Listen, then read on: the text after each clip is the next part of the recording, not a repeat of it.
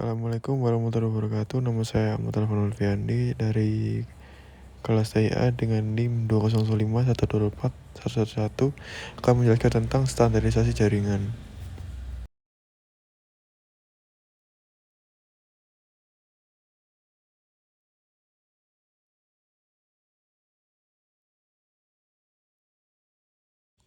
Pengertian standarisasi jaringan. Standarisasi ini merupakan sebuah aturan main atau protokol yang digunakan agar semua hal atau pekerjaan dapat berjalan dengan baik. Pertama, kegunaan dari standarisasi jaringan. Kedua, macam-macam standarisasi jaringan komputer. 1. Kegunaan standarisasi. Kegunaan dari standarisasi adalah untuk dapat digunakan banyak orang. Untuk sebuah hardware headphone, kita harus mempunyai sebuah standarisasi untuk dapat digunakan oleh banyak orang dan harus dapat berjalan dengan baik. 2. Memudahkan komunikasi satu sama lain. Komunikasi sangat penting dalam kehidupan kita. Kita ambil contoh apabila terdapat sekumpulan komputer pada satu vendor A yang sama terhubung dalam suatu jaringan lokal LAN dengan protokol vendor tersebut. Kemudian ada sebuah komputer lain dari komputer dengan vendor B ingin terhubung dalam satu jaringan yang tidak memiliki protokol dari vendor A. Tentu komputer dari vendor B mengalami kesulitan untuk terhubung. Jadi sebuah standarisasi harus dibangun dengan diberlakukan secara umum untuk memudahkan komunikasi antara satu dengan orang yang lainnya. 3. Memudahkan dalam melakukan pekerjaan. Sebuah standarisasi bisa membantu kita dalam berbagai pekerjaan. Contohnya membuat tabel jenis crossover atau dance track. Bila tidak tercatat standarisasi tersebut, tentu kita akan sedikit bingung dalam pembuatan tabel tersebut. Jadi standarisasi dapat memudahkan kita dalam melakukan pekerjaan.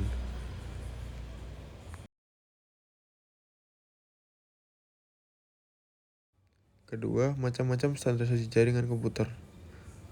Macam-macam standarisasi jaringan komputer. Dalam jaringan komputer banyak sekali terdapat vendor hardware ataupun software yang selalu bersaing dalam dunia pasar dengan memberikan produk atau temuan-temuan terbaru dan memberikan berbagai kelebihan. Situasi semacam ini memberi kondisi yang semakin rumit karena jika kita membeli produk dari vendor yang satu dan kita hendak menggabungkan dengan alat atau produk dari vendor lain, menjadi tidak sesuai atau not supported dengan alat atau produk yang kita pakai.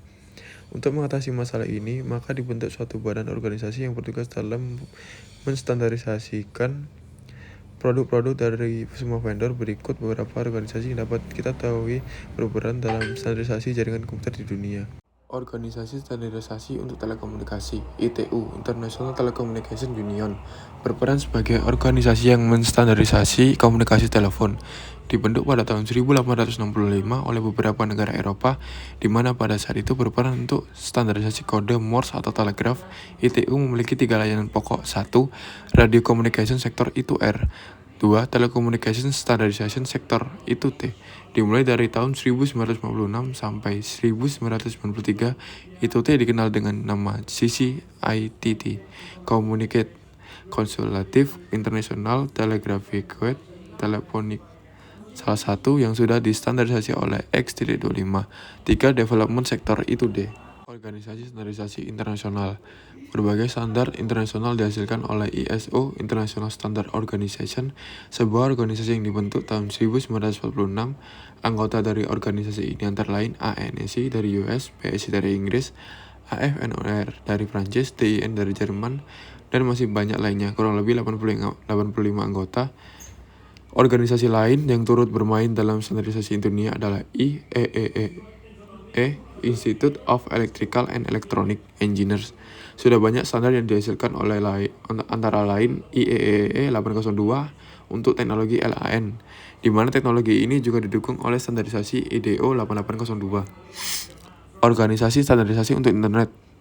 Untuk menstandarisasi internet memiliki mekanisme tersendiri yang berbeda dengan I2T ataupun ISO. Mekanisme ini dibentuk pada awalnya dari sebuah komite informal yang dibentuk oleh DoD. Setelah ARPANET terbentuk yang disebut dengan IAB, Internet Active Board. Pada komite inilah menampung semua ide atau pemikiran secara terbuka didiskusikan. Para anggota komite informal ini saling mempublikasikan technical report yang disebut dengan RFC, Request for Comment. RFC disimpan secara online sehingga siapapun dapat mengakses dan memberikan komentar. Setiap RFC yang masuk diberikan suatu nomor urut. Pada tahun 1989, oleh karena internet terus bertumbuh, maka diperlukan suatu badan organisasi yang formal. Maka IAB direorganisasi kembali bertumbuh menjadi IRTF, Internet Research Task Force, dan juga IETF, Internet Engineering Task Force.